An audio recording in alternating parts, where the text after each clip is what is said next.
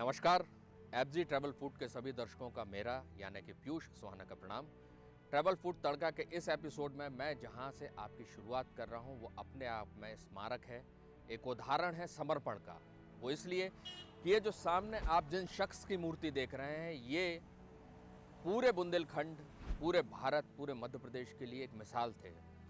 Doctor sir Hari Singh गौर, जिन्होंने अपनी सफल कानूनी प्रैक्टिस के बाद 20 लाख की गाढ़ी कमाई से अपने विश्वविद्यालय की स्थापना करी और उसके बाद अपनी जीवन भर की सारी पूंजी इस विश्वविद्यालय को समर्पित करी, जिसने सारे संसार में अपनी धाक जमाई। और सन 1946 से लेकर 1980 के बीच के दशक में लगभग दुनिया के सारे कोनों से छात्र यहाँ पढ़ने आते थे और यहाँ के कैंपस में लगभग 1500 छात्र एक साथ पढ़ते थे। आज भी पढ़ते हैं, आज भी उतना ही है, बस अब थोड़ा सा जो इसकी सीमांकन है वो थोड़ी निर्धारित हो गई है। पहले इसकी सीमा जो थी मध्य प्रदेश के कॉर्नर मतलब खंडवा तक और इधर पर उत्तर प्रदेश के कॉर्नर लगभग 3000 किलोमीटर के रेडियस में इसके कॉलेजेस थे।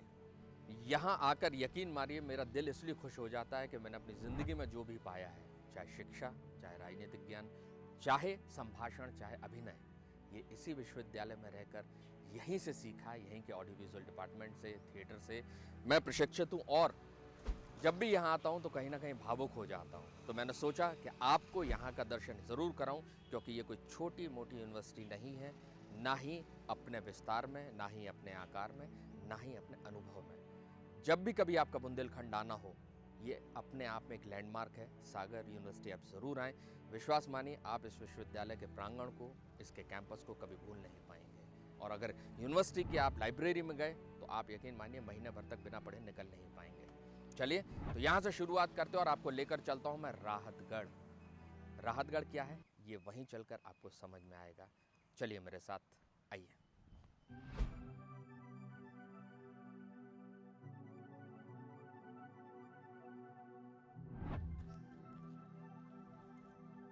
आप हमारे मित्र हैं प्रवीण नायक जी, और जो कि राहतगढ़ और बुंदेलखंड परिक्षेत्र के बहुत अच्छे जानकार हैं। किंतु इनने शर्त रखी कि यदि आप मेरी नज़र से राहतगढ़ को जानना चाहते हैं तो आपके सामने एक शर्त है, आपको चाय हमारे साथ पी के हमारे घर पे जानी होगी। तो आइए प्रवीण जी के घर पर चलते हैं। तो नायक साहब, यात्रा की शुरुआत मीठे से। शुद्ध घी की जलेबी जो कि बहुत क्रिस्पी है। ये स्वाद भाई साहब, दीवाने हैं इसके हम।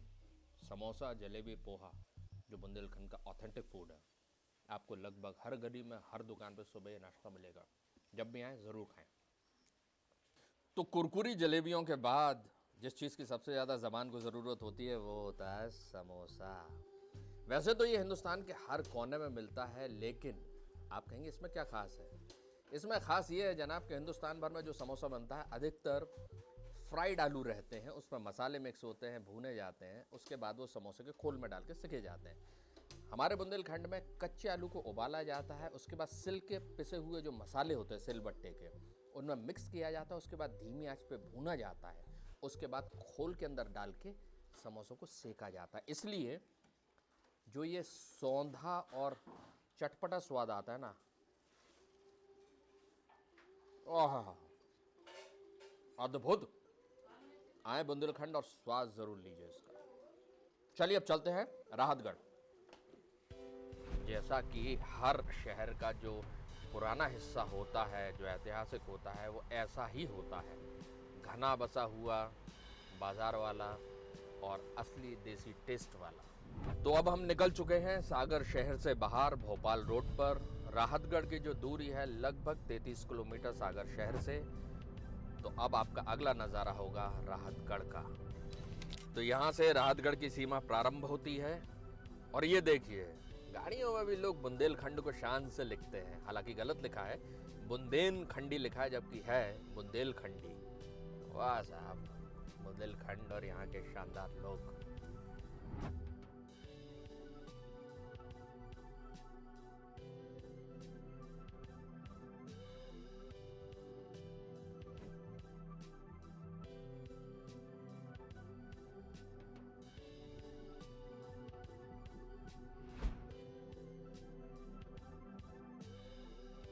तो भाई इन खूबसूरत नज़ारों के बाद हम पहुंच चुके हैं राहतगढ़, जो कि सागर जिले की एक तहसील है। और यहाँ पर हमारे स्वागत करने के लिए स्वयं कृष्णकांत तिवारी जी हाजिर हैं, जो यहाँ के बाशिंदे भी हैं और यहाँ के इतिहास से भी भली भांति वाकिफ़ हैं। वो हमें बताएंगे कि यहाँ के घनघोर जंगल के बीच में जलप्रपात का क्या रहस्य है, क्या घटनाएं होती हैं और यहाँ के किले का क्या महत्व है और क्या इतिहास है। तो आइए, हम पहुँच चुके हैं तिवारी ढाबा, जो कि कृष्णकांत तिवारी जी का अपना ढाबा है। जय हो। Welcome sir. आप हैं कृष्णकांत तिवारी जी, जिनका राहतगढ़ चौराहे पे, जो प्रसिद्ध चौराहा है, चाहे आप जबलपुर से भोपाल जाएं, चाहे विदिशा से जबलपुर जाएं, ये चौराहा आपको पड़ेगा। और यहाँ पर आने वाला हर शख्स इनके खाने से, इनके ढाबे के स्वाद से वाकिफ़ है। तो आपको अच्छा, दूसरा एक और कारण है जिसके कारण ये ढाबा बड़ा प्रसिद्ध है। वो कारण ये है कि कुछ एक वर्ष पहले आपने न्यूज़ चैनल पर सुना होगा कि एक सागर ज़िले में एक ढाबे में अचानक एक जगह से नेचुरल गैस पैदा होना शुरू हुई, जो लगातार निकलती है। वो दरअसल इसी ढाबे से निकलती है और उसके ओनर हैं कृष्णकांत तिवारी जी। वाह, चूँकि कृष्णकांत तिवारी जी ने हमारे भोजन का इंतज़ाम कहीं और किया है, जो कि आपसे किए गए वादे के अनुसार शुद्ध, देसी और कमाल का फूड है। इसलिए उनके ढाबे में केवल मैं रसगुल्ला, गुलाब जामुन खा रहा हूँ, जो कि शुद्ध मावे से बना हुआ है और घी में बना हुआ है।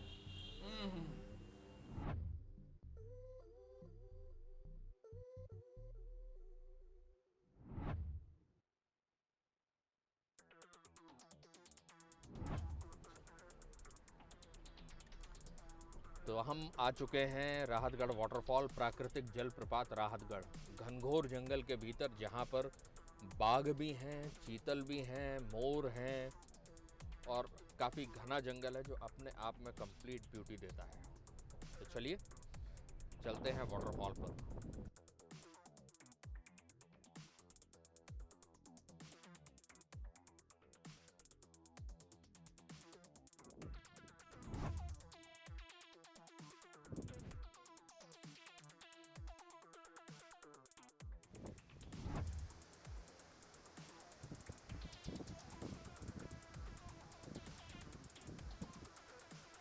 आई एम डैम श्योर कि ये नज़ारा आपको बेहद ही उत्साहिक और सुंदर और खूबसूरत लग रहा होगा, लेकिन इस नज़ारे के पीछे की एक भयानक सच्चाई है, जिससे रूबरू कराना मेरा फ़र्ज़ है। ये जगह जहाँ से आप इस जलप्रपात का आनंद उठा पा रहे हैं, ये जगह प्रतिबंधित है, बैंड है आम जनता के लिए।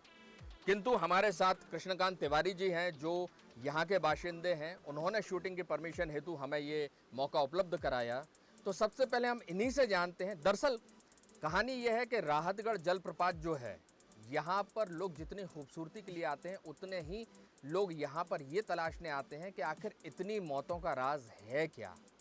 आपको जानकर आश्चर्य होगा कि छोटे से वक्त में, लगभग 20 साल के इतिहास में, यहाँ पर 750-800 लोगों की अनऑफिशियली डेथ हो चुकी है डूब के मरने से। और सरकारी डेटा के हिसाब से 247 लोग यहाँ अपनी जान गंवा चुके हैं। लेकिन इसके प्रति जो भ्रम है, जो जादुई बातें हैं, जो रहस्यमय खौफनाक बातें हैं, वो सच हैं, या यहाँ के जो लोकल बाशिंदे हैं वो सच जिस चीज़ को मानते हैं वो सच है। तो वही जानकारी हम कृष्णकांत तिवारी जी से और प्रवीण नायक जी से समझते हैं कि क्या सच्चाई है और क्या फसाना है। तिवारी जी, आपका स्वागत है एफजी ट्रैवल फूड पर। Thank you sir. Tiwari ji, आप हमें ये बताइए कि जो यहाँ पर मौतें होती हैं, लोग कहते हैं कि यहाँ का जल, अगर आप 10 मिनट तक उसको देखते रहें गहराई में, वो जल आपको खींच लेता है अपने पानी के अंदर, और लाश यहाँ से 10 किलोमीटर दूर मिलती है, कई दिनों बाद मिलती है। देखिए, ना तो ये पूर्णतः सत्य है और ना पूर्णतः भ्रामक है। दोनों के अपने अपने अनुभव हैं, जिनको हमें दोनों को मारना पड़ेगा। यहाँ के लोकल के बाशिंदे बताएंगे आपको कि रात में भयानक किस्म की आवाज़ें आती हैं। बाकायदा कई न्यूज़ चैनल्स ने यहाँ पे कार्यक्रम किए, जहाँ पर लोगों ने बताया कि यहाँ पर खींचा जाता है, आवाज़ें आती हैं भयानक किस्म की। और ये भी सच्चाई है कि ज़्यादातर मौतें लापरवाही से भी हुई हैं। जहाँ नहीं जाना चाहिए, जैसा कि अभी आपने बताया, लोग वहाँ जाकर नहाते हैं, वहाँ से स्लिप होकर गिरते हैं, सेल्फियाँ लेते हैं और लाश बड़ी बीभत्स हालत में कई दिनों बाद यहाँ पर कहीं पर फंसी मिलती है। दरअसल यहाँ जो सबसे ज्यादा मौतें होती हैं, आप देख रहे हैं कि जहाँ जल गिरता है, अभी तो बारिश की शुरुआत हुई है। एक्चुअली जब जलप्रपात अपने पूरे फ्लो में होता है तो चारों तरफ से पानी गिरता है, झरना और तेज बौछार में गिरता है। और जहाँ मुख्यतः जलधारा गिरती है वो जगह कहलाती है भयाकुंडा। और उसकी गहराई इतनी है, जो लोकल बुंदेलखंडी भाषा में कहा जाता है कि 12 चारपाइयों को यदि डुबोगे तब भी आप था नहीं नाप पाओगे। मतलब चारपाई में जितनी रस्सी बुनी जाती है, ऐसी 12 चारपाइयों को डुबो दोगे तब भी आप उसकी था नहीं पा पाएंगे। तो ऐसे में वहां पर भंवर बनती है, जो पानी का चक्र रहता है। एक बार आदमी ऊपर से स्लिप होके गिरा और फिर वह गहराई में जाके उसकी मौत हो जाती है और लाश 10 किलोमीटर दूर मिलती है। नायक जी, चूंकि आप भी यहाँ रेगुलरली आते हैं, आपका स्वागत है एफजी ट्रैवल फूड पर। धन्यवाद सर। आपसे मैं ये जानना चाहूंगा कि जो जलप्रपात के बाजू में एक गुफा दिख रही है, लोग पहले वहां पर रात के समय आते थे, क्योंकि जब पानी कम होता है तो नदी पैदल भी पार करते थे लोग। पर उस गुफा से बड़ी डरावनी रात को 12 से 3 के बीच आवाजें आती हैं, ये कितना सच है? देखिए, सच तो बहुत हद तक ये सच ही है कि वहाँ से आवाज़ें आती है। अब हो सकता है वो पानी गिरने की हो या जानवरों की हो या कोई दूसरे कारण से हो, लेकिन आवाज़ें तो आती हैं। यहाँ के लोकल लोगों का मानना है कि कुछ भी फसाना नहीं है, कुछ फसाना है तो बस इतना कि थोड़ा सा मसाला है उसको ज़्यादा लगा के बता दिया, पर मसाला है साहब, सच्चाई तो है। और ये राहतगढ़ जलप्रपात जो है घनघोर जंगल के बीच में है। 50 किलोमीटर चारों तरफ घना जंगल है, जिसमें बाघ, लकड़बग्घे, मगरमच्छ और सारे जानवर हैं जंगली। और यहाँ पर हजारों बंदिशों के बाद भी लोग फेंसिंग पार करके आते हैं। हालांकि हम भी आए हैं, पर हम वैधानिक तौर पर परमिशन लेकर आए हैं। लोग यहाँ बिना परमिशन के चोरी छुपके आते हैं। यहाँ बहुत सी आपराधिक घटनाएं होती हैं जो कि डरावनी है। तो कोशिश करिएगा कि आप जब यहाँ पर आएँ तो फेंसिंग के उस तरफ केवल खूबसूरत नज़ारों का आनंद लें, जो बेहद खूबसूरत है। यकीन मानिए, इतनी अधिक खूबसूरत है कि आप इन दृश्यों को कभी अपनी नज़रों से मिटा नहीं पाएंगे। तो मेरा आपसे फिर से अनुरोध है कि आप बुंदेलखंड आएँ, राहतगढ़ जलप्रपात आएँ और राहतगढ़ के खाने का आनंद लें। क्यों? क्योंकि जो हमारे साथ तिवारी जी हैं, इनका यहाँ पर बड़ा प्रसिद्ध ढाबा है, जहाँ मैंने आपसे इनका परिचय कराया था। उनके ढाबे पर एक बार देसी चूल्हे का खाना अवश्य खाएं। यकीन मानिए, आप आनंदित हो जाएंगे। तो आपसे फिर मुलाकात होती है अगले डेस्टिनेशन पर।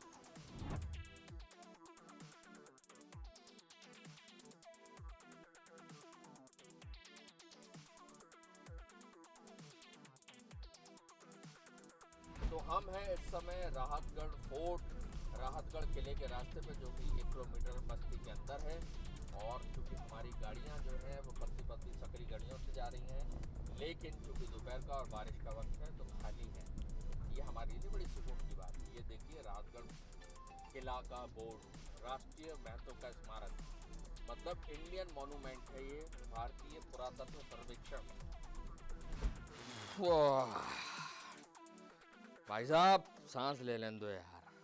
तो हम पहुंच गए हैं बुंदेलखंड, मध्य प्रदेश, सागर जिला की तहसील राहतगढ़ के विश्व प्रसिद्ध किले, जो कि रहस्यमय भी है, ऐतिहासिक भी है, भ्रामक भी है और सत्य भी है। मानो हम बुंदेलखंडी बोल रहे हैं, पर आप चूंकि हिंदुस्तानी हैं, आप अपनी भाषाओं को समझते हैं, तो अब हम हिंदी में आते हैं कि अब मैं आपका परिचय कराता हूँ राहतगढ़ किले के हर एक रहस्य से, हर एक इतिहास से। चलिए मेरे साथ। भाई साहब, किले का इतिहास अपनी जगह है, लेकिन जो ये यात्रा है, ये जान सुखा देती यार। उस समय लोगों की, भारतीयों की क्या इच्छा शक्ति और क्या शारीरिक बल होता होगा कि वो ये सीढ़ियाँ, ये रहस्य 50 बार ऊपर चढ़ते चढ़ते देखते होंगे, है ना कमाल? तो आइए आपको बताता हूँ 5 दरवाजे जो कि राहतगढ़ की जान है। और 5वां दरवाज़ा इतना कठिन है कि उसको पार करने में दुश्मनों के पसीने छूट जाते थे। लेकिन उसके बाद भी ये अजय किला ध्वस्त हुआ केवल किसी और दुश्मन के कारण नहीं।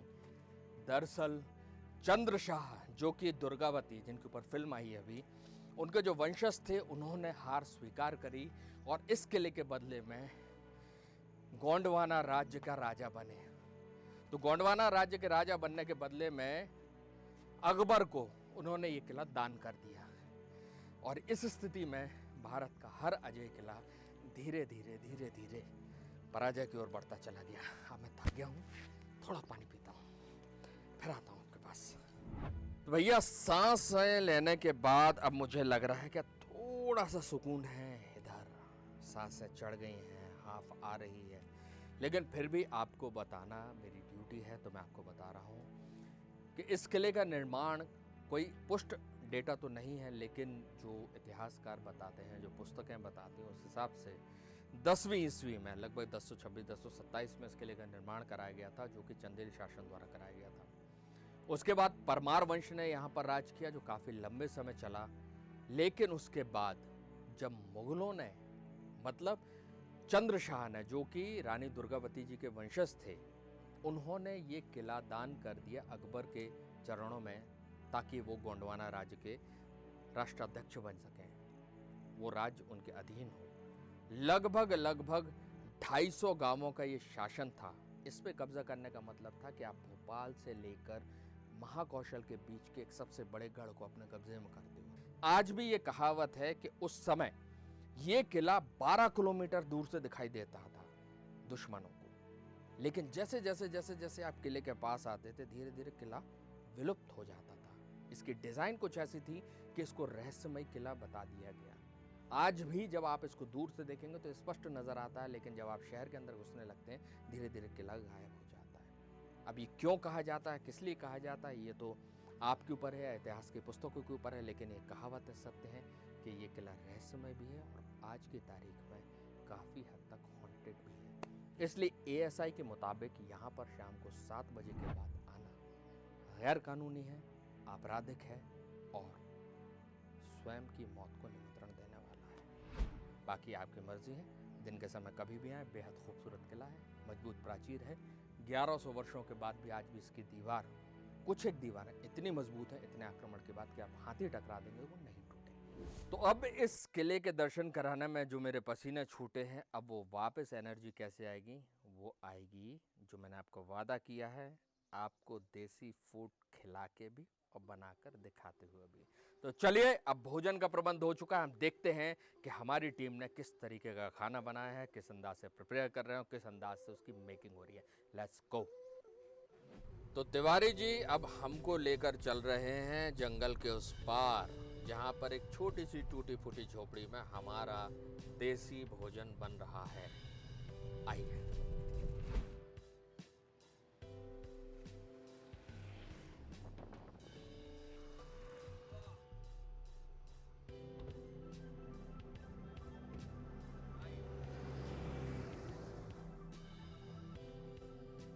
क्या दिव्य जगह है तिवारी जी, शुक्रिया भाई, मज़ा आ गया।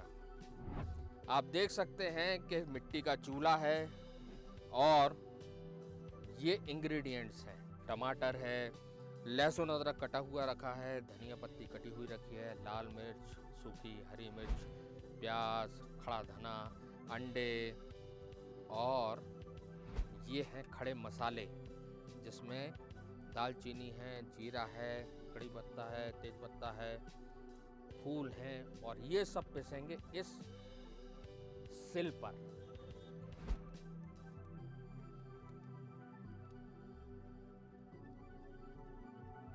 क्या बात है, नायक जी हरी मिर्चें डाल रहे हैं और यादव जी उसको लहसुन के साथ मसल रहे हैं सिल बट्टा पे। आप यकीन मानिए कि मिक्सी का स्वाद जो रहता है मसाले पीसने का, उसमें और इसमें 50 गुने का अंतर होता है, खुशबू में, ताजगी में और फ्लेवर में। ये गया सिलबट्टे पर धना और खड़ा लाल मिर्च।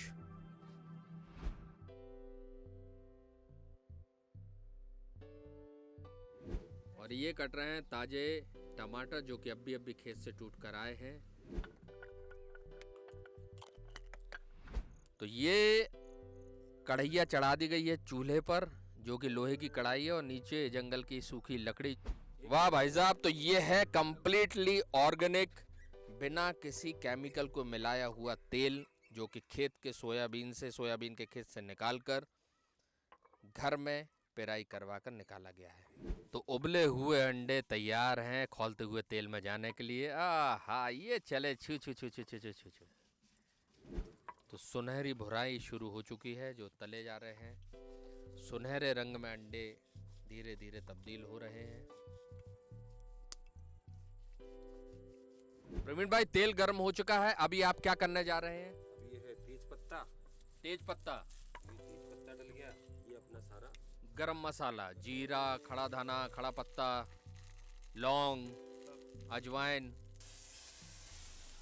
अरे ये डली प्याज और निकला अंगार। अब ये प्याज सुनहरी रंग में आ चुकी है, मसाला पूरी तरीके से भुन चुका है और अब डाला जा रहा है लहसुन और हरी मिर्च का पेस्ट। वाह वाह क्या खुशबू है यार। बम्बई दिल्ली में तो आदमी जो किचन में बनाकर खाता है और वाह करता है, काश एक बार वो इस स्वाद को ले। आहा, नहीं भूल सकता।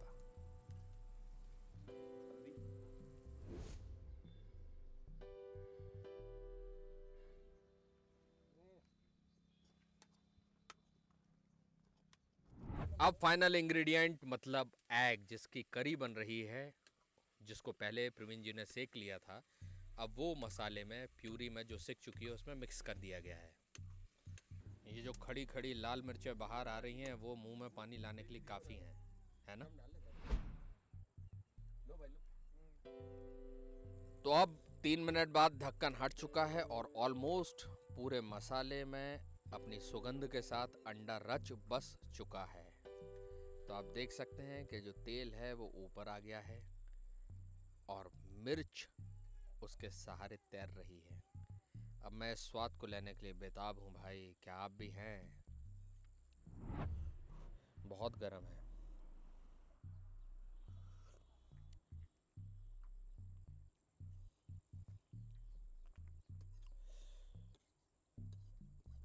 क्या होता है, स्वाद और खुशबू बता पाना लगभग मुश्किल होता है, लेकिन मैं आपको सिर्फ इतना कहूँगा कि आप लाख कोशिश कर लीजिए गैस चूल्हे पे बनाने की, किचन में एक से एक मसाले ला के बाज़ार से बनाने की, ये इंग्रेडिएंट्स, अदरक का स्वाद, मिर्च का स्वाद,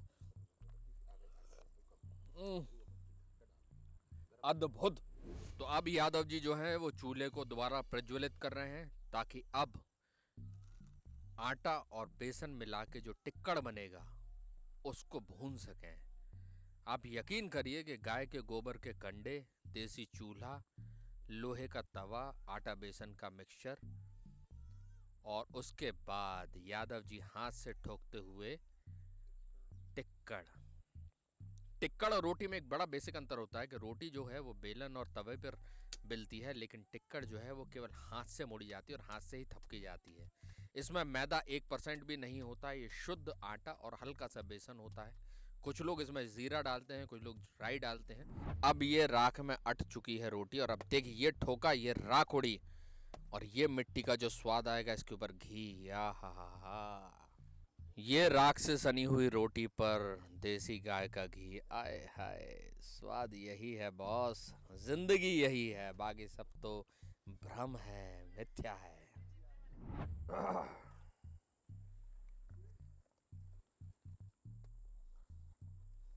दिन भर की मेहनत के बाद यदि सुकून कोई चीज़ होती है तो वो होता है ऐसा भोजन, खाना।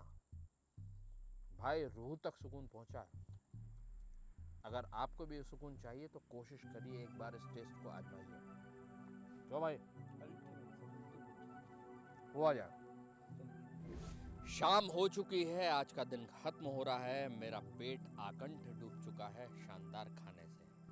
मुझे ये शूटिंग करते समय, इस एपिसोड को शूट करते समय बेहद आनंद आया। आपको भी आया क्या? अगर आया है तो कृपया प्लीज हमारे इस एड्रेसेस पर हमें खबर ज़रूर करें और आप बताइए कि आप किस तरह का फूड, किस तरह की लोकेशन, किस तरह की जर्नी को पसंद करते हैं, ताकि हम अगला एपिसोड आपकी उस चॉइस के हिसाब से, आपकी उस ख्वाहिश के हिसाब से बना सकें। तब तक के लिए देखते रहिए FG food travel and travel food मेरे साथ, यानी कि पीयूष सुहाने के साथ। तब तक बाय बाय।